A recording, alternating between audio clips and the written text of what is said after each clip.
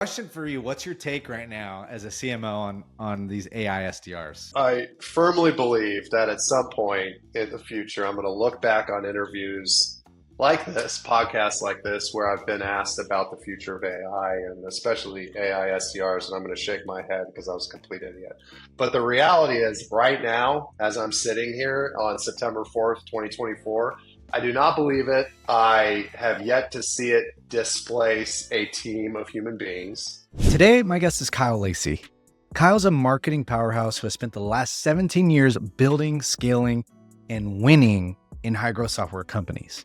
He's currently the CMO at Jellyfish, which is an engineering management platform that's changing how tech companies really operate. Now, Kyle's track record is nothing short of impressive. He was a CMO at Lacy, where he grew the marketing team from 8 to over 70 people and achieved a 20x revenue growth rate. He's also held leadership positions at Seismic, OpenView, Salesforce, and ExactTarget.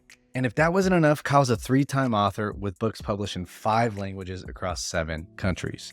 Now, what I love about Kyle is his blend of creativity and data-driven decision-making.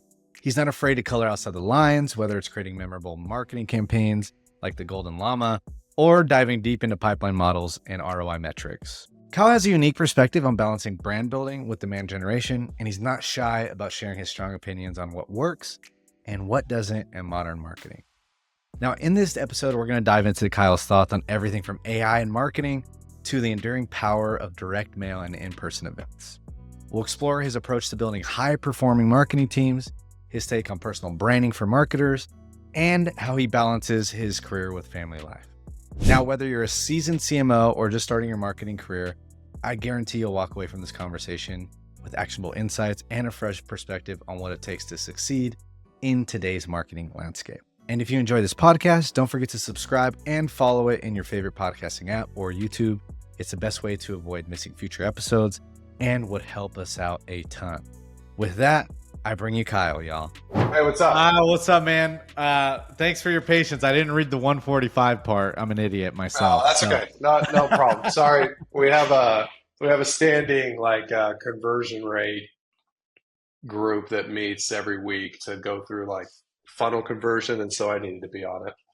Well, tell me about that. Okay, funnel convert, and what are the funnels you're running right now? I'm super curious on that. And sorry, we're just getting right into it, man. So no, it's okay. How do you want to handle this? Is it video, audio? Like, give me the. It's both. So it goes out to my newsletter of 31K like go to market folks. So it's just called Andy's newsletter. So very basic. Just keep it super simple. And then it also goes on my YouTube, which is like 1,000 subscribers right now or something. We haven't really pushed a lot to it. But yeah, mostly the newsletter. So yeah, and it'll be video format on there, and then it goes on Spotify and all like the podcast hold network, from Transistor. So so we typically keep it super conversational. The way we typically format it, timing wise, we might need to see what's going on here, but the way we typically run it is I do 3 go-to-market things that are working for you, 3 that you're testing, and 3 that everyone should avoid, right? And we kind of we start at what's working for you, and then we kind of go down the list.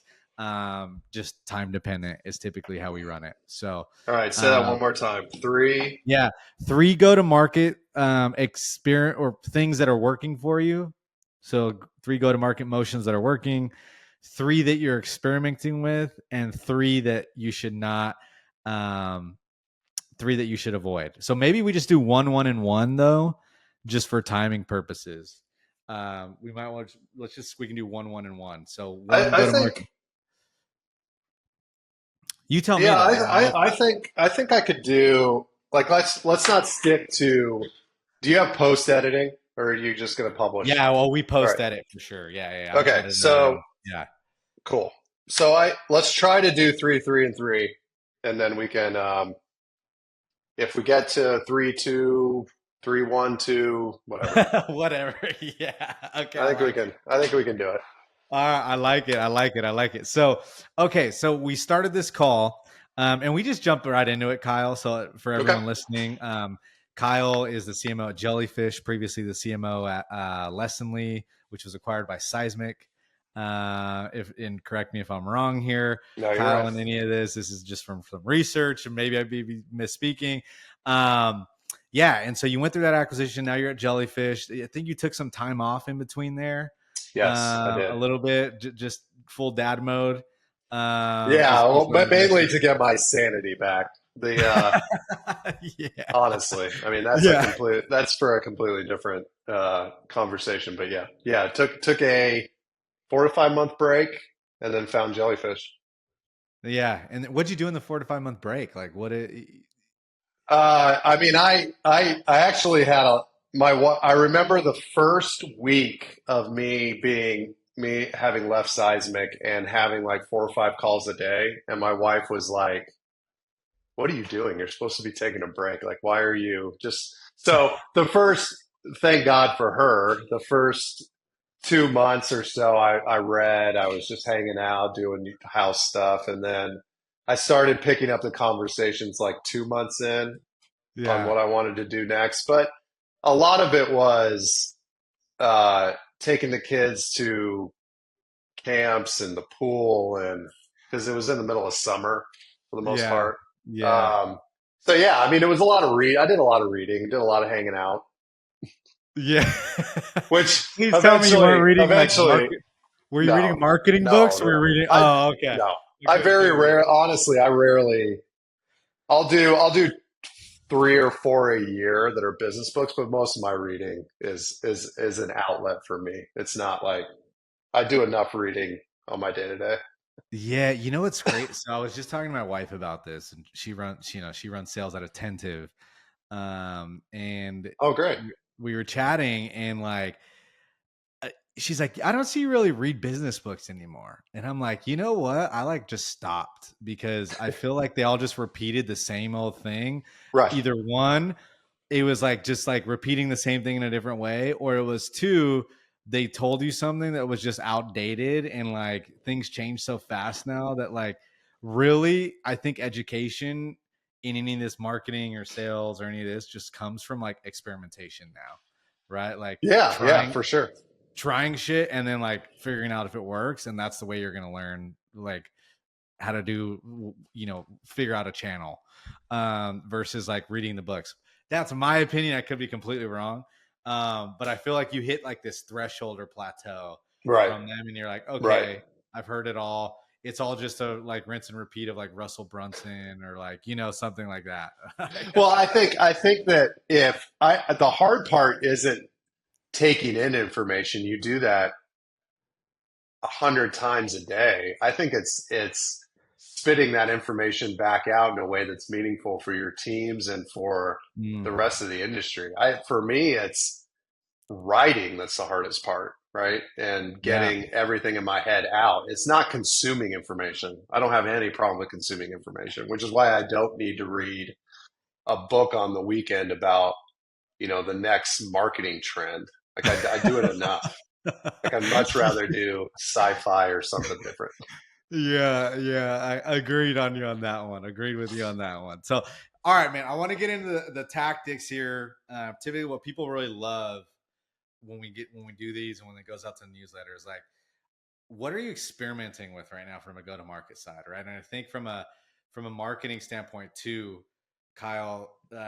I was talking to someone an executive at Lace Work recently, and she was like, I was like, what are you doing for marketing? She's like, honestly, I have no idea right now. And so Yeah, um I'll tell you the things that are working, and your listeners might just roll their eyes because they're pretty traditional. Like I'd love to sit here and be like, we bought yeah, some AI tool and it's completely revolutionizing everything we do as a marketing org, and it's like robots are running marketing. It's the best thing ever. yeah, Look, organic search working. Organic search really, continues to work. Uh, you know, virtual events continue to work. Putting people in a room continue to work. Direct mail continues to work for us. It's worked for me for years. And, I think I mean, maybe that's traditional stuff now. Um, yeah, but from yeah, an experimentation standpoint, even within those three, there's so many experiments you can do within those. But from a pipeline perspective, I mean, the traditional stuff still works for us and should. Really? I mean, yeah, Yeah. absolutely. Yeah. And it's almost like it's the traditional channels, but you're tweaking it. You're Yeah. tweaking the items within those channels to work today, right? So, like, let me give you so you mentioned organic search. So, is that just blog posts that you're doing, or are you doing like these AI generated blog posts, or are you just We've doing traditional? experimented. We've Yeah. experimented with the AI Hmm. generated. We were using a software called Demandwell previously, Okay. and so Okay. yeah, we've experimented with AI content, of course, but it's everything from landing pages to blog posts to a lot of different stuff. But a lot of a lot of the organic search, or even like direct mail, you know, it's not the Dan Kennedy that my dad was doing 20 years ago. We use Hmm. postal, we use on-demand printing, we use a lot of stuff that is technologically advanced, in my opinion, and personalized, but it's still direct mail. It's still sending a physical product to a person, right? It's just Hmm. now Hmm. it's built into our workflows. They're highly personalized. We have a freaking brand store that you can go buy swag from. And that's a little bit, it's just a differentiator for us.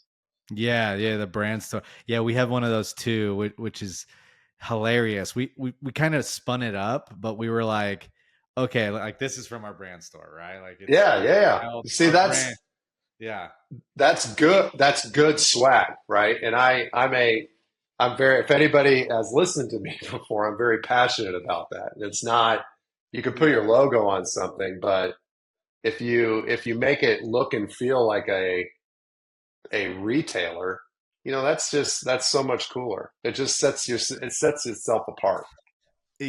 I just look at stuff and I'm like, I want to create something I'm gonna wear. Like Right. if I'm not gonna Exactly. wear it, like I'm Exactly. not gonna freaking I'm like it's not gonna be part of the brand. Like Yeah, like so from an experimentation standpoint, it's yeah, testing designs. It's having a great designer. It's having, whether that's a contractor or somebody on your team.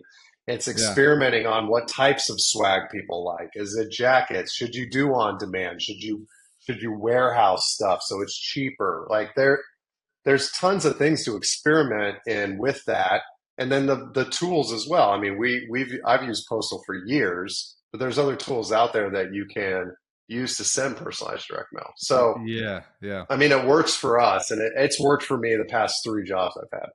Yeah. Okay. And question for you: what's your take right now as a CMO on these AI SDRs? Have you toyed with them yet, or No, where's your head? No. I I firmly believe that at some point in the future, I'm going to look back on interviews like this, podcasts like this, where I've been asked about the future of AI and especially AI SDRs, and I'm going to shake my head because I was a complete idiot. But the reality is, right now, as I'm sitting here on September 4th, 2024, I do not believe it. I do not believe it. I have Yeah. I have yet Yeah. to see it work. I have yet to see it displace a team of human beings. Now, do we use AI to help complement our outbound efforts? Yes, 100%. Mm-hmm. But it's an Hmm. assistant, right? It's the same thing as GitHub's Copilot. They're coding assistants. They Hmm. help engineers write better code, write more code, ship things faster, be more productive. Same Yeah. concept applies to outbound BDRs. I'm sure there'll come a time where SDRs will be replaced. I'm sure there'll come a time where RevOps. I mean, I have no idea. Who knows? But right now, I have yet to see anything close to a team of five BDRs Hmm. producing meetings to drive revenue and bookings. Yeah. So until I see it done, I'm not going to spend Yeah. money on it. It's fun. I'm with you. And why I'm with you is it's so ironic because these AI STRs can personalize instantly for you, send 1,000 emails. But now when it's personalized, I look at the personalization and I go, that's AI. And I looked at all the Yeah. I looked at all the things I've responded to in the last month as an exercise because I'm going to write a whole LinkedIn post on this. And every single thing I've responded to has been an automated email that has not been personalized. Yeah. Well, look, I'm fine with using AI for outreach. The problem is that who you're going to get to close the deal, who you're going to get to have a extremely qualified opportunity. Yeah. Now, if you're a high velocity sales motion, your sales cycles are like 5 days, and you can buy some AI chatbot that will talk to somebody that will Yeah. then you can put a credit card. Maybe it will work. I am not in that world. I'm Mm-hmm, not in that mm-hmm. world. I saw a pitch the other day of a chatbot that will actually call somebody and chat and ask them questions. Yeah, I've seen that too. Okay, great, fine. But what happens when you book the meeting and they have to talk to a human being? Like Yeah, yeah. it will. I don't know. Again, I'm going to look back on this and be like, how you just could Yeah. not see the future. But Yeah, I'm gonna look I back haven't too seen and it be like, yet. I haven't seen yeah, it yet. yeah. And you know what? So the way I've been looking at it too, that I think is been interesting from the cold email, like the AI SDR and all this stuff is like, I think for me, the mindset shift has been like, look at cold email specifically, because that's what a lot of these AI SDRs are doing. They're just like cold emailing at the right time, telling you, they're doing all those Sure. tasks. And I've been looking more at cold emails like an ad versus a Yeah. personalized. So when you see an ad on Facebook that grabs you, you like do a link click or whatever. I'm like a huge nerd when it comes to this stuff. You probably do it too. My wife's like, you click on every ad you see, and I'm like, yeah, I just want to see the funnel. Like I I want click to on see. all my competitors' ads. That's what I Yeah, do. yeah, exactly. Right. I click on those. I click on anything that grabs me. I'm like, ooh, that was That's like, my experiment. That's my yeah, experiment. I just there you. incognito. I just go click on all my competitors' ads. Yeah, there's the secret there. That's competitive. I mean, But honestly, but no, you're right. But you are 100% right. I do think that yeah, here's the deal. yeah. And I'm sure that I'm going to get LinkedIn messages or emails about this, whatever. Feel free to try to prove me right.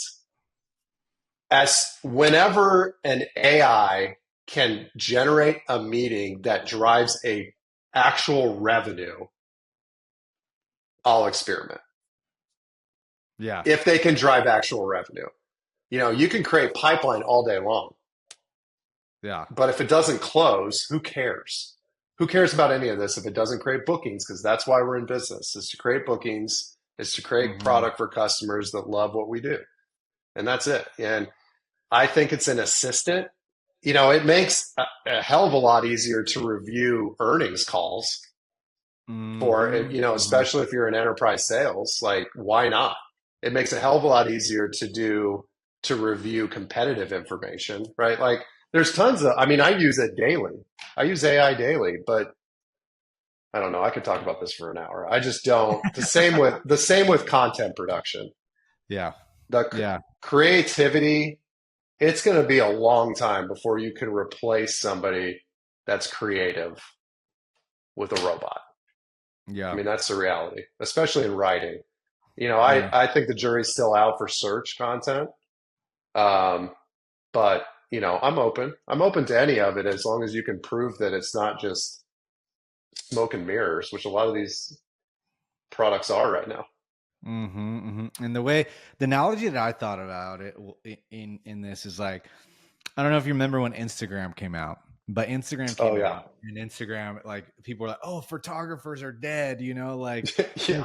we don't need photographers anymore. Da, da, da, da, like you would hear that. Well, And then, yeah. And it just made more photographers. yeah, And absolutely.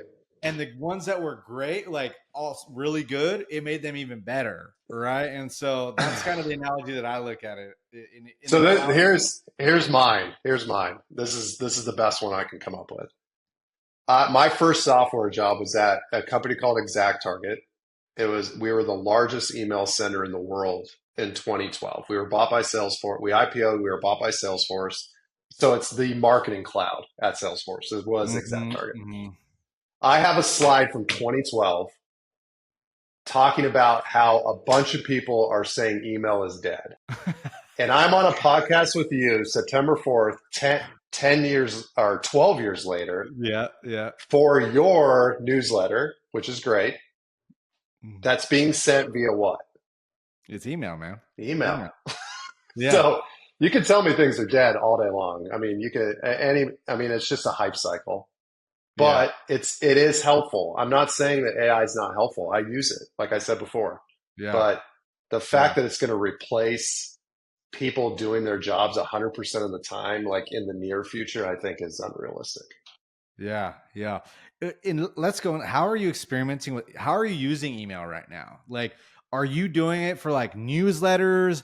Are you doing it for like, how are you using it to promote and build pipeline? I guess is the question there. Well, Are we you have doing? I mean, we have the traditional um, automation, like marketing Mhm. automation that we do.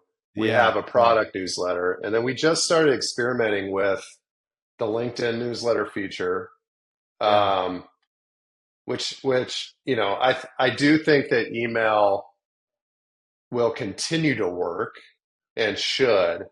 And I do think it's interesting. Where I would love to experiment is more of like the influencer Yeah. world, where you have people like yourself, or you have people that are writing to the masses, and you have this personal brand renaissance period. I don't know I mean, it's been happening since the pandemic, really, where Hmm. people are going Hmm. out their own, producing their own content, creating stronger personal brands. There's a lot that could be done there on the marketing side that I would love to experiment with in the near future. We've started talking about doing that, but how do you bring people in the fold that Hmm. aren't Hmm. part of your brand? I think that's more interesting on the email side than, Jellyfish coming out with another newsletter. I think it's Yeah. how do you tap into paid advertising? How do you tap into the influencer market with LinkedIn and other social accounts, TikTok? How do you tap into them writing about you in a meaningful way? Yeah. Um, that's more interesting to me on the email side than what we would do as a brand. And have you seen anyone do that well? Like the B2B influencer marketing? Not yet. I think it's I so haven't either. new. I think it's so I'm new. like, yeah, yeah, I mean, I think that I mean, the best influencer campaign that I've ever seen was Marketo's 50, now I can't remember what it was called. Uh, they highlighted 50 marketing leaders at their summit. They had banners on the side of the building, but this was 10 years ago. mm-hmm, mm-hmm, So what's yeah, old is new again. I mean, it's all it is a cycle. So yeah. funny. It's just like it's a recycled version of it. Now it's less like marketing leader, and more like Yeah. who's got the biggest audience that's kind of in that niche, But Yeah, I've done a lot of work with Novatic, yeah, and the reason why it works is because we use the product and we love the product. yeah, If somebody, if you're having influencers do posts for you and do video and write about you and they're not a user of the product, I just think it doesn't work because it's not I meaningful. yeah. You can kind of sniff right through it, right? Yeah. It's like, yeah, you can, and I see a lot of it on my feed every day, and I'm like, yeah, I can sniff through that this is a sponsored post, but that's okay. That's It's I get okay. Yeah. I get it. But you can also sniff through like, the way you're talking about how you use it. I don't really know if it's Yeah. really benefiting you like that. And if it's really that great, because I've heard the opposite from everyone else, right? So I you're mean, when I am doing something like that, 99% of the time I've used the product or I'm using the product.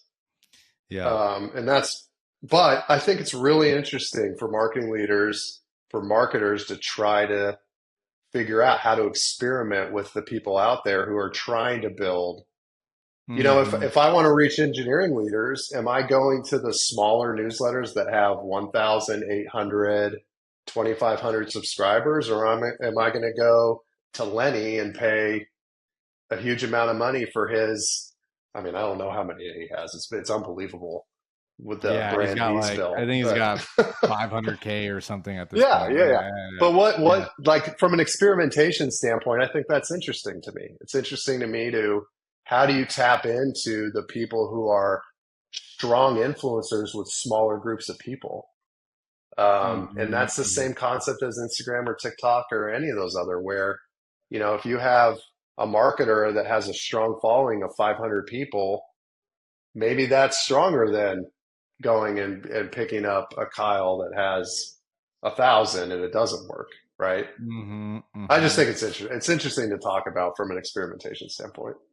Yeah, no, I agree. And yeah, I think that's the other, who was it recently? Gary Vee or something, where someone asked him and they were like, would you rather have, like 100,000 TikTok followers or like 1,000 emails? And he was like 1,000 emails.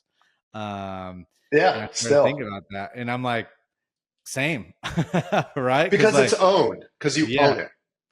I you think own that's it. it. That's always been. I mean, that's why Exact Target was bought for 2.8 billion, right? Yeah. Because it's an owned property. It's like, and that's always been the case. And Hmm. so, I think, should you avoid experimenting with AI? No. Should you avoid experimenting with all of these bright, shiny objects? No. But Hmm. if all you're doing is experimentation and you don't have a foundation set with what actually drives growth, you're gonna cycle out of your role every 12 months and Hmm. the business isn't going to grow the way it should. Yeah. Yeah. It kind of reminds me of that was it a Warren Buffett quote about money, right? And I know I'm relating this, but it was like, I'll have to send it to you, but it's basically like, if you want to make money fast, like do this. But if you like, the way to make money, like the most money is to wait. Right. And Yeah, I think it's and like, if you want, you can make money fast, but if you want to build wealth or something, it takes time, something like that. yeah, it's like your best thing is time or something interesting like that. And it's kind of like marketing. What I'm seeing is like, if you if you want to make money, basically do the basics well and then like experiment within the basics versus kind of Yeah. as a foundation and then kind of get crazy, once you've got like a foundational Well, aspect working. I also think that we, as marketers, we are dopamine trained. And the Mm, younger the marketer gets, in my opinion, the more dopamine trained they are. yeah. And I'm like I'm that way. I just turned 40, right? So I mean, I feel like an old man for the most part, but that's where a bright, shiny object comes in. It's like, Yeah. oh, an AI bot that will write all your search content. Buy, buy, buy, buy, buy. And then it fails because it was a new technology and you're back to trying to find the next thing to fill the void because you Hmm. need that quick win. And you know, the past three roles, the quick wins have never worked Yeah. Yeah. The, ever. going back to the basics, right? It's like sales too, because a lot of people are in marketing listening. There's a lot of people are in sales. It's like a lot of the stuff that's like showing up well, being organized, like running a great process, like Yeah. all that stuff is still what wins deals, right? Like against competitors and all that fun stuff. So And guess what? As a marketing leader, it's what the board cares about. yeah, They don't care. Like that's it. So you can yeah, go bring your bright shiny object to the board meeting, but they're not going to care, yeah. and they Okay, what did shouldn't it do for for what it's us? worth. Yeah, Yeah, like show me the bookings number. yeah, Great, yeah. great. I'm so glad you're experimenting with this AI SDR, but you were at 40% quota attainment last quarter. Great job. Mm-hmm. Good Mm-hmm. work. Yeah, good work. Now what? Now what? I'm going to get It, so much hate for this. I'm sorry. no, AI SDR companies, my fault. they're My gonna all apologies. well, now the AI is gonna see that you were on this saying that I word, and know. now you're gonna get actually bombarded with more AI messages. Or it's going like I tell ChatGPT, "Good morning, how are you doing?" every time I log in because I'm just afraid that farther down the line it's going to think I mistreated it in some way and like go Yeah, all it's Terminator on me. gonna you're gonna see the Tesla robots showing up to your door, Yeah. man. Well, Like, I drive a Tesla, so that's the problem. It's just going oh to randomly run me into a telephone pole because it's yeah, like, we're gonna. what did you do to OpenAI, Kyle? Like, I'm sorry. You're I screwed, was too man. You're screwed. demanding. Yeah, yeah. Well, I know you have to run, man. So Kyle, yeah, and let me know. Are you going to Saster next week? I am not. I Yeah. went last year, loved it. I'm bummed that I have to miss it, but I've got an on-site for jellyfish, Yeah. so Got it. Got it. Well, hey, can't be we'll there. catch up again. Let's do this again in a few months or something. We'll get something longer Absolutely, going. man. Let's see. Yeah, and good to meet you, man. I know we kind of just hopped on and went and rolled with it. So Good to meet you too. yeah, good. Thank you for chatting, and I'm always open to these type of conversations. Don't Yeah, hate man. me, AI. Yeah, right. I'll send this out so the AI bots can get all the information and all that, and Yeah. then I'll let you know when we do that, Kyle. All right, man. So All thank you right. so much. Thanks, Andy. I'll see you soon. Appreciate it, man. Appreciate it.